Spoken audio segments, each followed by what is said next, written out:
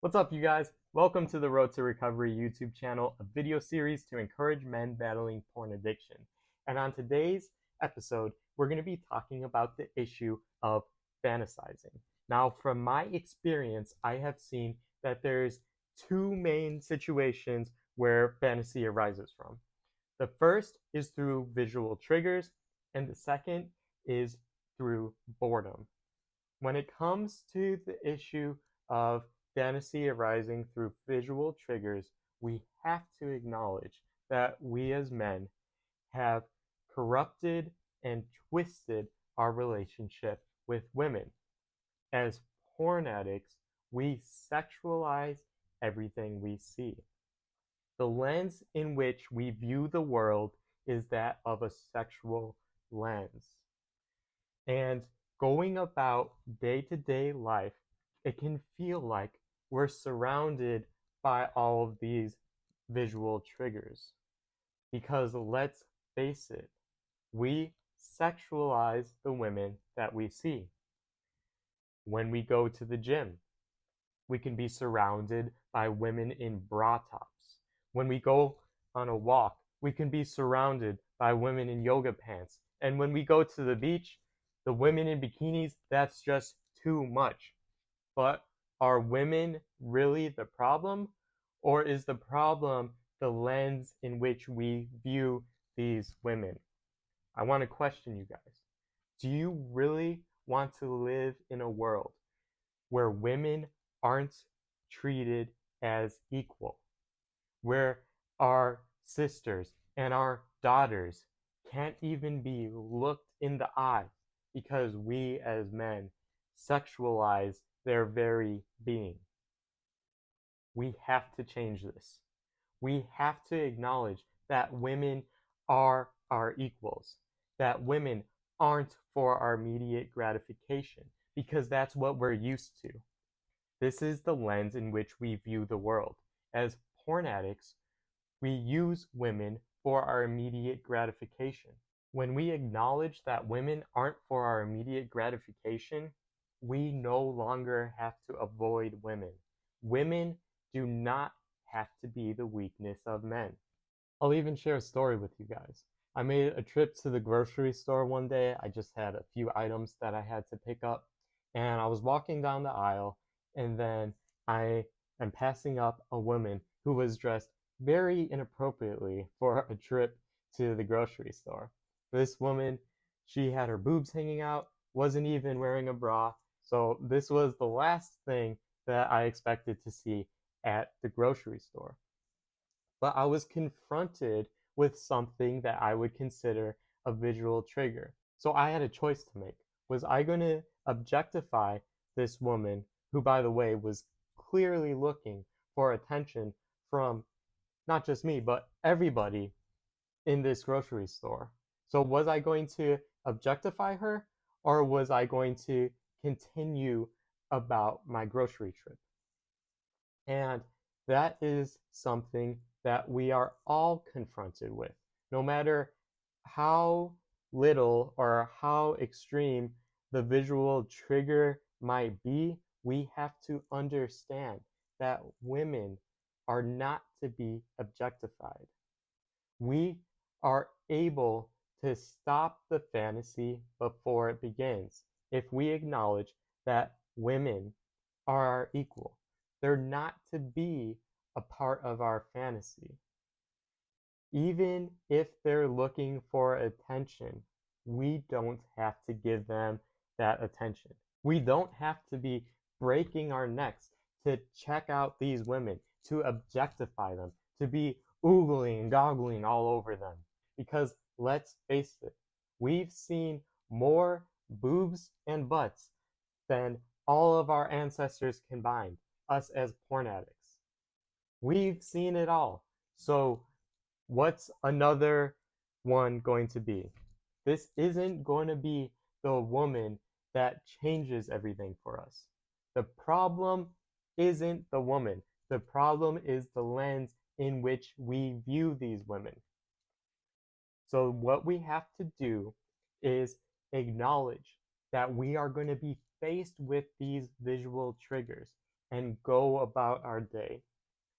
The example of going to the gym. Yes, you're going to be seeing women that are seeking out your attention, but that doesn't mean you have to give them your attention. The secret is to go about your day. You went to the gym to work out, so focus on working out. You have to focus on the task at hand. You went on a walk so you can enjoy the outdoors. So continue on your walk without objectifying the women around you. If you go to the beach, you're out at the beach to get away from the hot sun. Enjoy the cold water. So enjoy your day at the beach without objectifying the woman around you, because it's all about the lens in which you view these women. Have enough respect for yourself to focus on the task at hand. You don't need to be breaking your necks over these women, because nothing is going to change. You cannot move forward if you're being controlled by your primal instincts. You as a man are better than that. That woman is better than that. If you are objectifying that woman, then you are belittling her value. If you're objectifying that woman, then you're belittling the value of your spouse. You're belittling the value of your significant other. And of course, you're belittling the value of yourself. So have more respect for yourself than that. Have more respect for the people you're objectifying. Have more respect for your significant others. It all comes back to the lens in which you view the people around you. If you are struggling with obsessive thoughts that turn to fantasy due to objectifying women, there are actions you can take to help you with this. I've heard of people doing things such as snapping their fingers. Whenever the intrusive thoughts pop in their minds, take physical action to remind yourself, what's going on? Am I in control of my thoughts? If you're just walking around snapping your thumbs left and right, you're going to realize how corrupt your thought process is and how much of a creep you're being. You don't have to view women with this lens. The secret is really as simple as focusing on the task at hand and going about your day-to-day life without being controlled by these primal instincts. If you're struggling with fantasy due to boredom, no visual triggers, just intrusive thoughts that are coming about during your free time, then you need to fill that free time with something else that you can do. For example, my accountability partner, he has struggled with fantasy due to boredom, and he fills that boredom with activities that he enjoys to do. He enjoys sorting through trading cards, and he has these binders that he'll sort through for hours at end, and that'll fill up all of his free time, and he can even be listening to music while he's doing this activity that he enjoys. So I want to ask you guys, what is something that you enjoy that you can fill your free time with? And maybe your free time has been filled with porn use because you've been addicted to porn such a long time, ever since you were a kid, that you've never really been able to enjoy a hobby or find a hobby that you enjoy. So maybe think back to something that as a kid you enjoyed. Did you enjoy drawing or writing?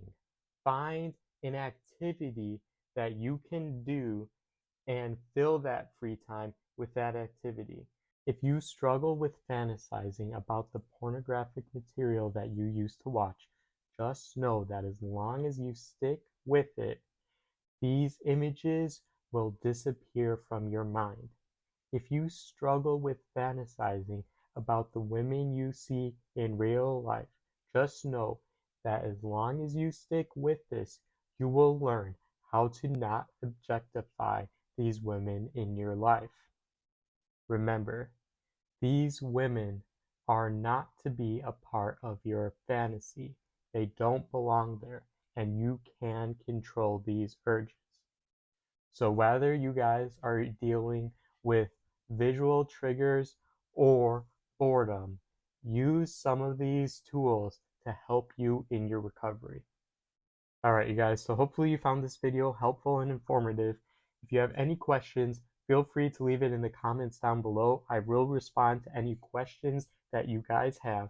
And if you want to see more content just like this video, then subscribe. I will be putting out more videos to help you on your road to recovery. Until next time.